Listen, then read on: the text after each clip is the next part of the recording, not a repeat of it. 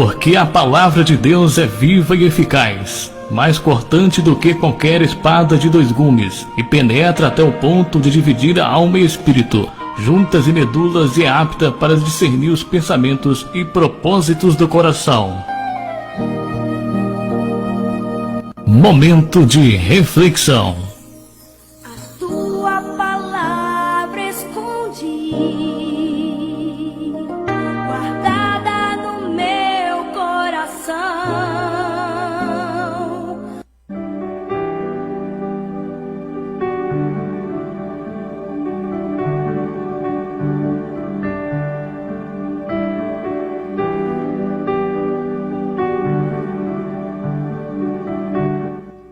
Graças a Deus, meus amigos, meus amados irmãos, meus ouvintes do programa Conectados com Deus. Nós temos hoje um texto que nos é trazido, que está inserido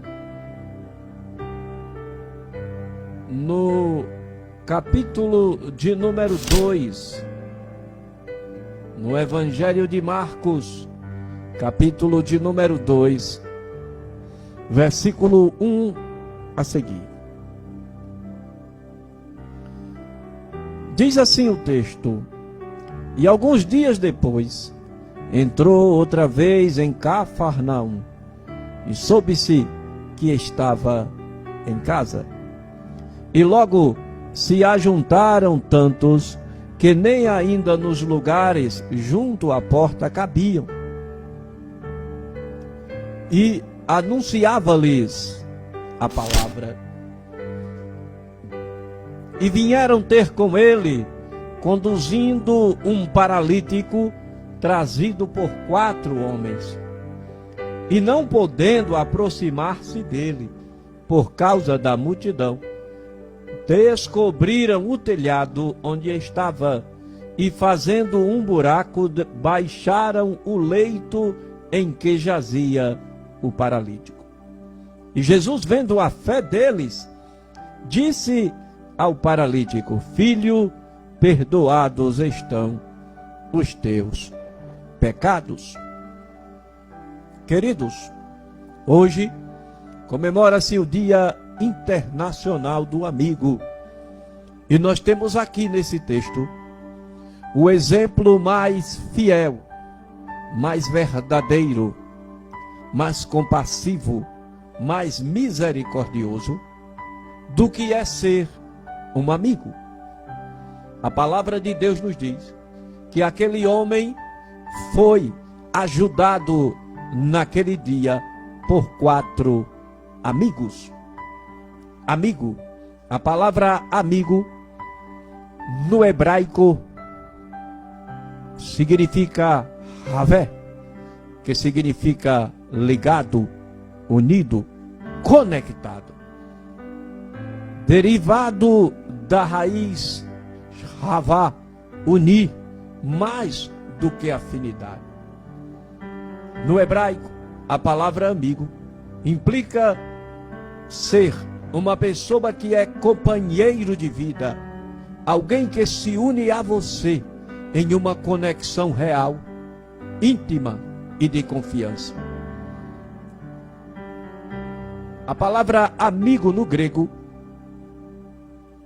é philos para o masculino e phili para o feminino. O termo philos, ele é usado tanto no grego antigo quanto no moderno para indicar um amigo próximo, um amigo querido. Logo, a amizade é conhecida no meio filosófico como filia. Filia é amizade. No latim, a palavra amigo, ela é escrita e traduzida por amicus ou amica no feminino. Deriva do verbo amare, que nada mais é do que a palavra amar. A palavra amigo, no latim, ela é tão poderosa que ela não significa somente um companheiro. Ela é derivada da palavra amar. Aqui, o significado indica que o amigo é aquele que ama, não é aquele que é amado, mas sim aquele que ama. O termo também pode significar aliado, em um contexto mais amplo. No aramaico, o significado profundo está ligado à palavra da mesma raiz do hebraico, havé, que significa conectar, unir. A amizade é vista na tradução de amigo para o aramaico como um elo profundo, sustentável, intencional. Não é uma amizade superficial, mas um parceiro para a vida inteira. Por isso é importante entendermos o original das palavras, para entendermos o que realmente quer dizer na Bíblia a palavra amigo.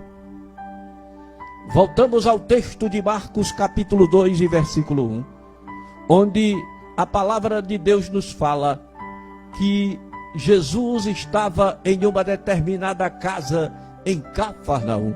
E a casa de Jesus não era tão grande, ou a casa em que Jesus estava não era tão grande assim.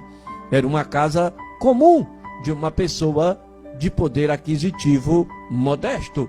Logo, uma multidão adentrou a casa. Não tinha espaço para mais nada. Ninguém nem sequer andava, porque estava super apertado. Mas mesmo assim, Jesus continuava a pregar a sua palavra.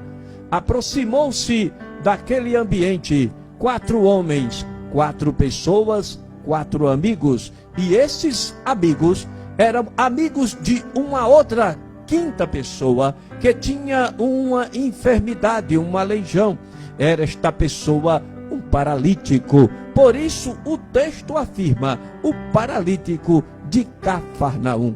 A palavra de Deus nos diz que aqueles homens, vendo que não havia como entrar naquele recinto, eles tiveram a brilhante, maravilhosa ideia de colocar aquele homem em uma espécie de padiola, nada mais do que uma rede, um apanhado, um pano, amarrado por 4 pontas e descido por cordas. E eles fizeram um buraco no teto para que aquele homem descesse até a presença de Jesus. Nós temos aqui 4 amigos e que nos dão 4 lições. Eu quero falar para você sobre esta pessoa que está perto de você, aquela a quem você chama de amigo, aquela que você traz para a sua vida como seu amigo. Amigo de verdade tem que ter essas 4 características. Amigo de verdade carregam o que esses 4 homens carregavam: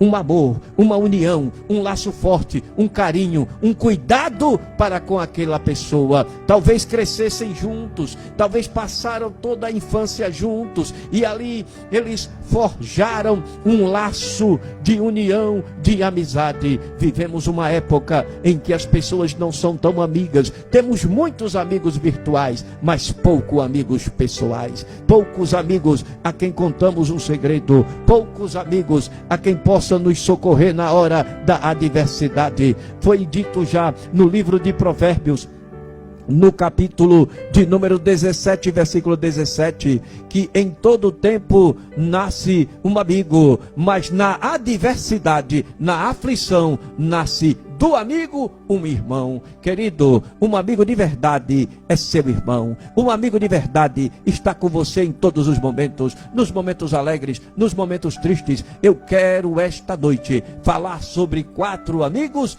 e eles tendo trazido 4 lições para a nossa vida. Amados, primeira lição que esses amigos nos trazem é que os 4 tinham a mesma visão de vida. tinha a mesma visão de fé. Eles acreditavam que Jesus podia resolver o problema do seu amigo. Eu quero falar para você, você que tem um amigo, mas sabe que esse amigo tem problemas sérios e difíceis. Eu quero dizer para você, se você é realmente amigo dele, você precisa fazer o que fizeram esses 4 homens que levaram seu amigo até Jesus. Meu querido, independente do que aconteça ao seu redor, o destino, as coisas sempre nos levam para os pés de Cristo, porque somente Cristo pode nos dar a vitória para a nossa vida. Meus amados, aqueles homens sabiam que somente Jesus podia curar o seu amigo. Meu querido, sabe o que é que acontece aqui nesse texto? É que nos mostra a primeira lição de vida daqueles 4 amigos. Eles permaneceram na visão. E que visão é essa? A visão de que vai dar certo, a visão de que Jesus vai resolver, a visão de que Jesus vai solucionar. Eu não sei qual é o teu problema, mas pega a visão, permanece na visão. E a visão é: todas as coisas são possíveis àquele que crê. Aquele que crê em Deus, tudo pode naquele que lhe fortalece. Jesus disse: todo o poder me é dado nos céus e na terra. A palavra de Deus diz em Mateus capítulo 7, versículo 7: batei, batei e abri-se-vos-á. Pedi e recebereis, porque aquele que pede recebe, o que bate abre-se-lhe-á. Jesus está esta noite de portas abertas para você. Faça como aqueles 4 amigos, vá procurar a quem pode resolver o seu problema. E quem resolve o seu problema esta noite é Jesus de Nazaré. Ele não está mais em Cafarnaum, ele está aí pertinho de você. Está dizendo: eis que estou à porta e bato. Se alguém ouvir a minha voz e abrir a porta, eu entrarei em sua casa, cearei com ele e ele comigo. Jesus é o pão da vida, Jesus é a água da vida, Jesus é a remanescente estrela da manhã, Jesus é aquele que é príncipe da paz, Jesus é aquele que é a rosa de Saron, Jesus é o Messias, Jesus é o crucificado, Jesus é o Nazareno, Jesus é aquele que resolve o teu problema. Só mantenha a visão, fica na visão. Aqueles 4 homens tinham uma visão de fé, e qual era? Jesus vai resolver. E não sei de onde eles tiraram aquelas cordas, aquelas padiolas, talvez pelo caminho, talvez encontraram em uma casa próxima a que Jesus estava, mas eles disseram, colocaram no seu coração, parece que eu estou vendo, meus irmãos, um olhando para o outro e dizendo: só tem um jeito, só tem um jeito. E qual é o jeito? Alguém pergunta: vamos fazer um buraco no teto, porque pelo meio a gente não vai entrar. Meu querido, você não pode desistir. Eu não sei qual é o seu problema, talvez você ainda não entrou no lugar da vitória, mas nessa noite você vai fazer um buraco. Eu não sei se é no teto ou se é embaixo, eu não sei se é de lado, se é de trás, se é... eu só sei que vai acontecer na sua vida como aconteceu quando os discípulos estavam trancados em Atos dos Apóstolos. Os romanos haviam dado o decreto de que prendessem a todos os seguidores de Jesus. Então eles estavam dentro de uma casa de porta fechada. Escute esta palavra: a porta estava fechada. Alguém pode dizer que para você acabou, alguém pode dizer que a porta para você está fechada. Naquele dia a porta estava fechada, a porta de trás, a porta da frente, a janela do lado, a porta da cozinha, a porta da sala, estava tudo fechado. E sabe o que aconteceu em Atos? Jesus apareceu. Eu não sei se por cima, por baixo, por lado, eu não sei se ele atravessou parede, eu não sei se ele teletransportou, eu só sei que Jesus apareceu quando todas as portas estavam fechadas. Pegou a visão? É na hora que a porta fechar que Jesus vai aparecer. É na hora que a porta fechar que Jesus vai se manifestar. Estão fechando as portas para você? Não se preocupe, é aí que Jesus aparece. Mantenha a visão. A primeira lição que aqueles homens nos mostram é que eles mantiveram a visão de que Jesus ia resolver os seus problemas. A segunda lição que aqueles homens nos trazem é que, mesmo mantendo a visão, você precisa ser persistente. Repare, meu amigo, olhe e veja quantas dificuldades cercavam o milagre daquele paralítico. Primeiro, era paralítico, não andava, dependia de alguém. Então Deus levanta 4 para ajudar. Eu não sei em que situação você está, mas olhe para a minha mão aí na tela. Deus vai levantar 1. Se 1 não resolver, Deus levanta 2. Se 2 não resolver, Deus levanta 3. Se 3 não resolver, Deus levanta 4. Mas a tua vitória vem no nome de Jesus. Só seja persistente.